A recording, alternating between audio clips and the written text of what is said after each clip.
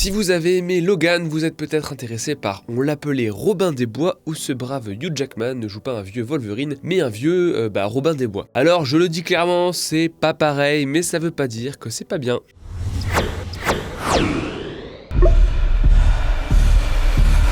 Je suis le hors-la-loi, Robin des Bois.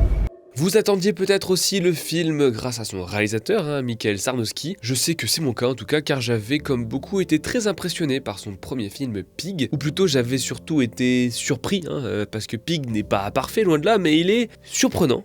Si vous ne connaissez pas, c'est un tout petit film indé qui met en scène Nicolas Cage en chercheur de truffes. Le mec se fait piquer son cochon truffier qui coûte quand même une blinde. Il était ermite, mais il part en ville pour le récupérer en se servant des skills qu'il a accumulés dans son mystérieux passé.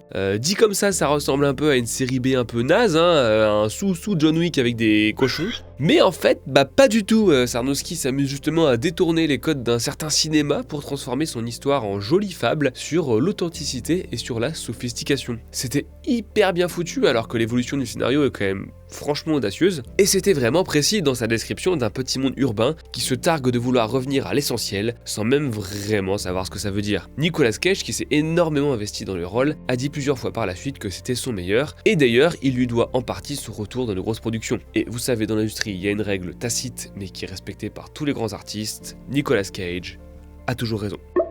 Si je vous dis Sandra Bullock et Nicole Kidman, vous me répondez Les Ensorceleuses, ce film de 1998 où les deux actrices incarnent des sorcières modernes confrontées au regard des autres, mais aussi à un crime à dissimuler. Eh bien, à la base, c'est basé sur un roman d'Alice Hoffman, que notre partenaire Verso, spécialisé dans la littérature de genre, réédite ce 3 juillet avec une nouvelle traduction par Fabien Leroy. Et ça tombe bien puisque Verso va également sortir en septembre la suite, le grimoire des Ensorceleuses, pour coller à la sortie au cinéma des Ensorceleuses 2. La vie est bien faite. Si vous ne connaissez pas Les Ensorceleuses, ça suit l'histoire de Sally et Gillian, deux orphelines élevées par leur tante sorcière. En grandissant, Sally devient une mère de famille parfaite en quête de normalité, tandis que Gillian fuit son passé en voguant aux quatre coins des États-Unis et en couchant avec les pires mecs de la planète. Un drame va les réunir, mais aussi réveiller tout un non-dit familial qui se répand aussi sur les filles de Sally. Alors, à ma grande surprise, le film Les Ensorceleuses n'adapte en fait qu'une grosse moitié de l'intrigue du roman, ce qui est vraiment dommage parce qu'il passe à côté de son vrai cœur émotionnel. Pour Alice Hoffman, il est évidemment question du regard qu'on porte sur les femmes, qu'elles soient séduisantes, entreprenantes, indépendantes, voire les trois à la fois. Et au fond, les traditions misogynes continuent de faire leur trou au fil des siècles. Au-delà de l'influence que ça a sur Sally et Gillian, ça concerne aussi les enfants de Sally, Kylie et Antonia, qui deviennent de très beaux personnages d'adolescentes, perturbés par leurs hormones et leur trop-plein d'émotions. Et c'est peut-être cette sensibilité féminine indéfinissable qu'on a beaucoup raccordé à la sorcellerie. Et au fond, Les Ensorceleuses, c'est avant tout ça. Un livre sur la manière dont les symboles de la sorcellerie, qu'on y croit ou pas, encapsulent notre laisser-aller à des pulsions romantiques et sexuelles pas forcément très saines. Sally et Gillian sont craintes et désirées parce qu'elles mettent les autres personnages face à ce miroir déformant. Et honnêtement, en plus de très bien décrire la psyché de ces gens qui gravitent autour de son récit, Les Ensorceleuses m'a étonné par ce côté bien plus méchant que le livre a par rapport au film qu'il a inspiré. J'ai pris beaucoup de plaisir à la lecture de ce qui est, en fait, une fresque familiale vraiment touchante, notamment sur le poids de la mort et les traumatismes qu'on refile à ses enfants. Donc n'hésitez pas à vous jeter dessus, c'est disponible à partir de ce 3 juillet aux éditions Verso. Il est très ironique que ce premier film parle d'authenticité et de gens qui au contraire ont beaucoup trop de fric, car Sarnowski a enchaîné avec un pur film de licence, à savoir le pas ouf et traînier donc aux antipodes de Pig, Sans un bruit, jour 1. Et il est encore plus ironique que ce préquel soit aussi impersonnel, si bien qu'on se demandait si le réalisateur n'avait pas déjà rejoint la longue, très longue liste des artistes qui font un bon film indépendant et qui se font immédiatement coopter par Hollywood et qui y restent prisonniers, gâchant leur talent sur les adaptations de comic books produites en masse. On l'appelait Robin des Bois, qu'on préférera peut-être appeler par son titre original beaucoup plus grave, The Death of Robin Hood, pouvait donc trancher. D'un côté, c'est peut-être la preuve qu'il était gobé par Hollywood, car Robin des Bois est carrément un personnage de licence. Les majors ont déjà largement rentabilisé son mythe, que ce soit avec Errol Flynn chez Disney, chez Ridley Scott ou avec Kevin, la méga classe Costner. Bon, ça marche pas de tous les coups, Et oui, ce film existe, souvenez-vous. D'ailleurs, si voler aux riches pour donner aux pauvres est un credo qui vous parle, sachez que vous pouvez voler aux riches de Google pour donner aux pauvres de nous. Oui, ok, bon, on n'est pas des pauvres évidemment, c'est de plus en plus difficile de faire les transitions pour cette partie, mais le site a désormais besoin des abonnements de nos lecteurs pour pouvoir proposer autre chose que les articles de 3 lignes sur l'ascendant astrologique de Tom Cruise. Pour nous aider, si vous le pouvez bien sûr, il y a un lien dans la description et en plus ça donne accès à des articles en plus sur plein de sujets cinéphiles. N'hésitez pas. Concernant The Death of Robin Hood, l'engagement de la vedette Hugh Jackman dans un rôle aussi iconique fait aussi forcément penser à Logan évidemment, et le budget est en plus probablement bien plus cossu que les 3 millions de Pig. Donc on pouvait se demander si c'était pas un autre film de franchise déguisé. Mais d'un autre côté, il a vraiment la gueule d'un film indé et il faut reconnaître que le pitch, et ne serait-ce que le titre, promettait une approche un peu plus maligne que pif paf pouf Robin défonce des méchants. Eh bien, j'ai la joie de vous dire que c'est la réponse B.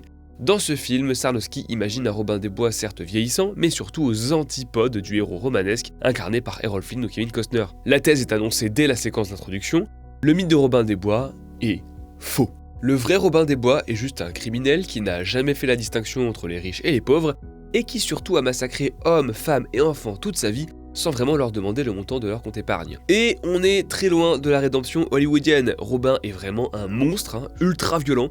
Il le sait et il l'assume, et il le montre aussi d'ailleurs. De là vient, je trouve, l'une des plus belles idées du long métrage, à savoir que son principal problème, c'est qu'il est harcelé par les gens qui veulent se venger des innombrables exactions qu'il a commises dans sa vie. Ce Robin n'est pas un héros de franchise, il est victime de sa propre franchise, de celle qui a été construite par la culture populaire dans son dos, et de celle qu'il a créée lui-même en butant la moitié de la population anglaise. Même discours avec Petit Jean, joué par Bill Skarsgård, et qui est moins un chef sage et malin qu'un psychopathe pathétique qui baigne dans le sang depuis son plus jeune âge, traumatisé par un Robin qui n'hésitait pas à enrôler des gosses. C'est d'ailleurs lorsqu'il retrouve Robin, qui vit désormais en ermite, que Petit Jean lance les enjeux du film. Il a besoin de lui pour effectuer une basse besogne et trucider quelques marrants supplémentaires. Mais clairement, le Robin, il est fatigué.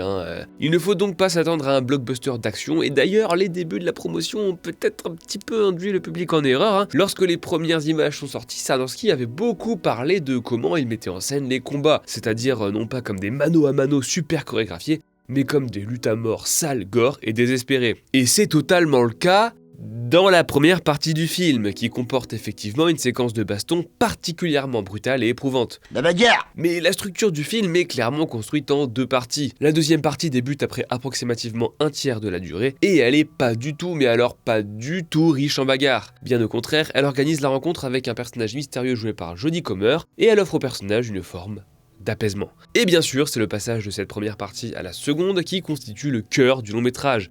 À partir de là, il se lance dans un numéro d'équilibriste qui est un peu dangereux, puisqu'encore une fois, cette histoire ressemble beaucoup à une histoire de rédemption, à savoir vraiment l'obsession du cinéma américain. Or, on attendait de Sarnowski, après qu'il ait su retourner un petit peu les codes classiques du cinéma américain dans Pig, qu'il aille plus loin que ça, qu'il raconte autre chose. Je pense que la mission est globalement accomplie, même s'il est ici beaucoup moins audacieux que dans Pig.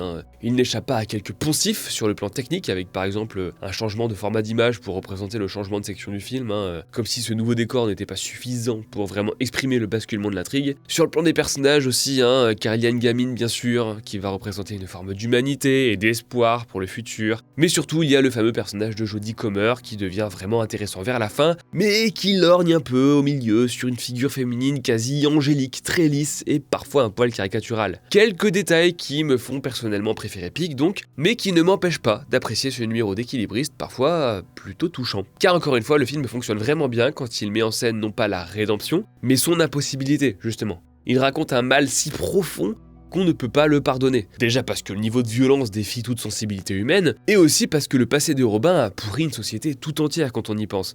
En créant des cycles de vengeance un peu partout, il a lui-même créé le monde ultra-violent qu'il érigeait autrefois en excuse pour tuer encore plus. Pire encore, en créant simultanément un mythe déformant complètement ses exploits, il a occulté, voire légitimé cette violence. Bref, le film a le bon goût de ne pas nous infliger un énième oui, c'est un connard, mais bon, au fond, il est devenu gentil, donc c'est ok. D'ailleurs, soulignons que c'est pas un rôle facile pour Hugh Jackman, qui a donc la lourde tâche d'être à la hauteur de la cruauté du personnage, tout en suscitant assez d'empathie pour qu'on accepte de le suivre, et franchement, il s'en sort franchement très bien. Ce qui n'est pas très surprenant, parce que bon, il est quand même taillé pour le rôle. La question posée par le film, une fois qu'il est en convalescence, donc dans la deuxième partie, aux côtés de Jodie Comer, c'est donc pas comment atteindre une forme de rédemption, mais que faire vraiment quand on est une pourriture et qu'on s'en rend compte. La réponse n'est pas très agréable à entendre et elle risque de décevoir beaucoup de personnes qui lui reprocheront son rythme très doux et une certaine absence de résolution, on va dire, dans les conflits entre personnages. Mais personnellement, je salue Sarnowski d'avoir pris le sujet à bras le corps, plutôt que de se vautrer dans la facilité. Et je trouve que ça ne rend cette histoire que plus touchante. Robin est extrêmement vulnérable, puisqu'il réalise bien qu'il n'a même pas le moyen de racheter ses méfaits. Paradoxalement, il apparaît ainsi plus humain que ces anti-héros à qui on pardonne tout après une bonne action. Et ça fonctionne jusqu'à une fin qui a peut-être de gros sabots, ok, mais que je trouve plutôt belle perso. Et puis bien sûr, c'est l'occasion pour le réalisateur de s'attarder sur un autre sujet qui était en creux dans Pig, celui du mythe, voire de la religion, car le parallèle est clairement fait. On aurait pu s'attendre à ce que Robin finisse par essayer de rattraper ses propres mythes, etc. Mais le film est au contraire assez dur avec les histoires qu'on se raconte au coin du feu, notamment avec un tournant dans le récit qui interroge vraiment sur ce qu'il faut révéler sur ces mythes ou pas. En ça, Sarnowski affiche un discours qui est assez différent des grands cinéastes hollywoodiens dont on parle souvent sur cette chaîne, et qui passent en général leurs films à louer la puissance des contes ancestraux et des histoires, tous marqués par la popularité de ce cher Joseph Campbell et de son livre Le héros aux 1000 visages. Sarnowski est beaucoup plus mesuré et largement plus pessimiste. Ici, il met en scène le mythe de Robin des Bois avec une certaine ambiguïté. Cette légende est un mensonge qui peut apporter de l'espoir, ok, mais à condition d'assumer une forme de réalité crue où s'épanouit avant tout la violence et la guerre de tous contre tous. Malgré nos peurs, le cinéaste est donc bien en train de creuser son propre sillon, un sillon sombre, mais un sillon jamais cynique, et ça, mine de rien, c'est plutôt fort, donc merci. Alors, on va juste prier que Hollywood ne lui envoie pas un méga chèque par la poste pour une autre méga saga lucrative. Attends, c'est quoi son prochain film Oula. Ok. Bon on verra, Si vous voulez une discussion plus approfondie sur Sans un bruit, on avait discuté du film avec Geoffrey dans l'une de nos dernières vidéos débat, et si vous vous demandez pourquoi on ne fait plus ce format, regardez le nombre de vues. Sinon, je vous dis à la prochaine, salut.